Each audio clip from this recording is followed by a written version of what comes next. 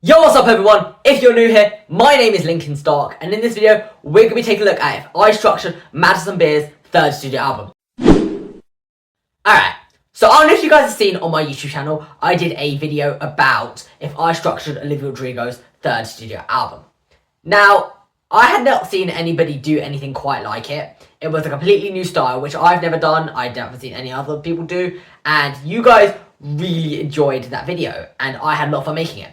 Some of you guys enjoyed it a bit too much, though.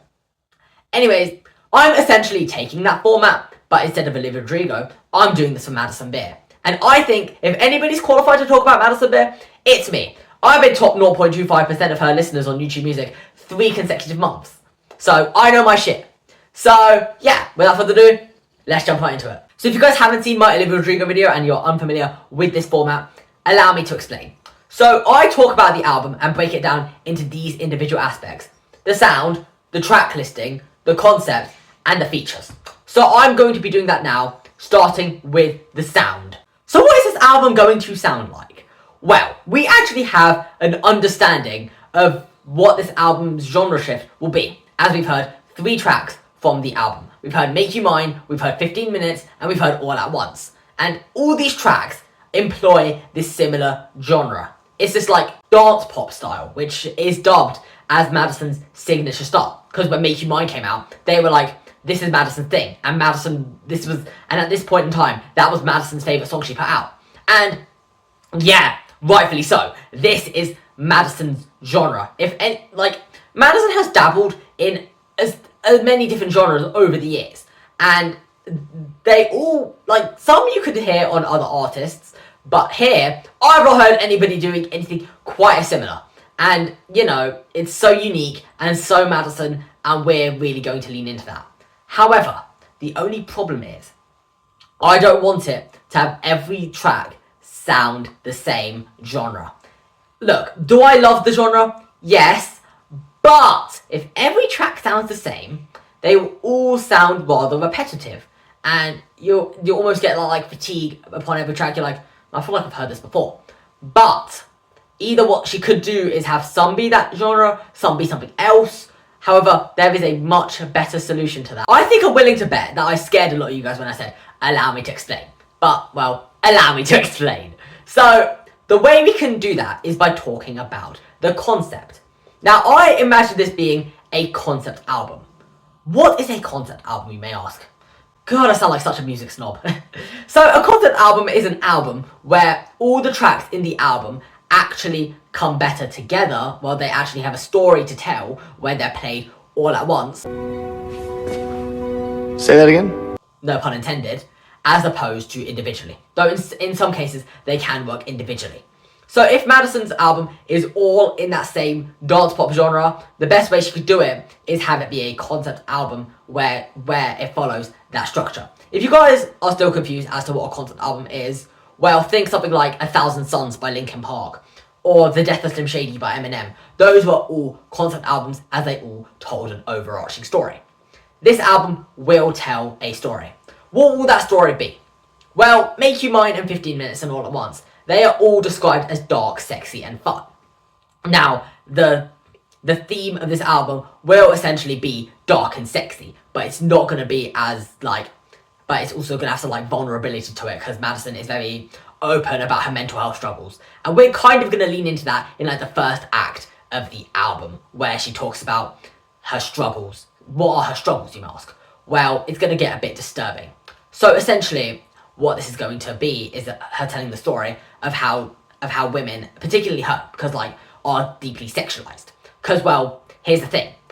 If you go onto any Instagram post of hottest women ever to exist, Madison is definitely on that list. Now, does she deserve to be on that list because she is objectively very beautiful? Yes.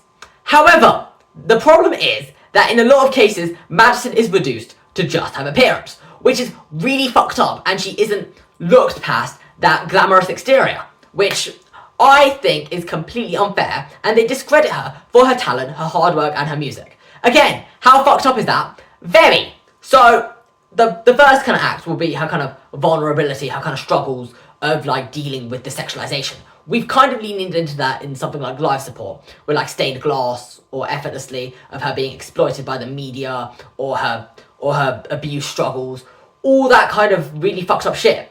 But the second act will kind of be a more feminist type thing, where she stands up to the people who've like done shit to her, for example haters on the internet, or the industry, or people who sexualize her. It could be all of them. Where am I getting this from? Adam, you're just talking out of your ass. You have no basis to base this off of. Well, actually, I do.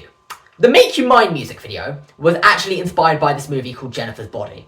A really shitty movie. Now, if you guys aren't familiar with the movie, it is a horror comedy starring Megan Fox and Amanda Seyfried, and it was a satire on how women are sexualized, not just in the media, because obviously it came out in 2009, but just in general. And Madison made a music video where she with feminist themes, and you know, she could have kind of leaned into those feminist themes with like the act of the song, or like the acts in this album, because like act 1 will be like the vulnerable act, and then as it gets progressively hotter through the album, you see her become more and more independent and more powerful, if you will. And you know, people will really fuck with this. And she's like, almost in Jennifer's Body, the main character played by Megan Fox leveraged her sexuality.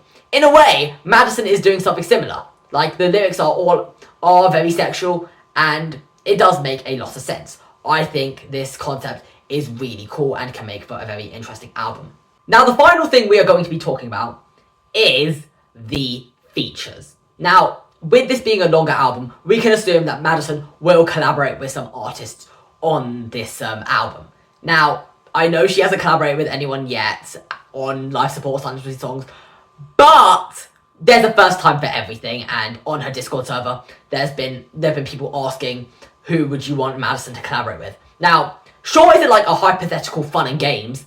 Could be, but at the same time, maybe they're like insiders for Madison's team and want ideas. Okay, I'm just reaching at this point. Put the tinfoil hat away, Adam. Anyways, the first feature we are going to be talking about is one that's been teased and been speculated, and that is Sabrina Carpenter. Now, why did I choose Sabrina Carpenter? As I mentioned, it's been teased by MBHQ, as well as speculated by fans, and Madison and Sabrina are actually friends. So it does check out. Now, I will admit, I'm not really a Sabrina Carpenter guy. I don't hate her, but she's not really my thing. But I know that she's very like outwardly sexual with her lyrics, with her music videos, and some of her marketing campaigns are her really leveraging her quote-unquote sex appeal. And most people find it really funny. And yeah, I can definitely see her being a great counterbalance to Madison's like more subtle sexuality. And this will be like perfect like dark and light energy, and they'll complement each other really well, in my opinion. Now for the final feature, one that I'm definitely the most excited to talk about, and that is Kid Cudi. Kid Cudi, I'm a recent fan of Kid Cudi. I think he's a good rapper, good singer, good everything. And Madison actually cited Kid Cudi as one of her inspirations for her song Stained Glass, which is actually my favourite Madison Beer song.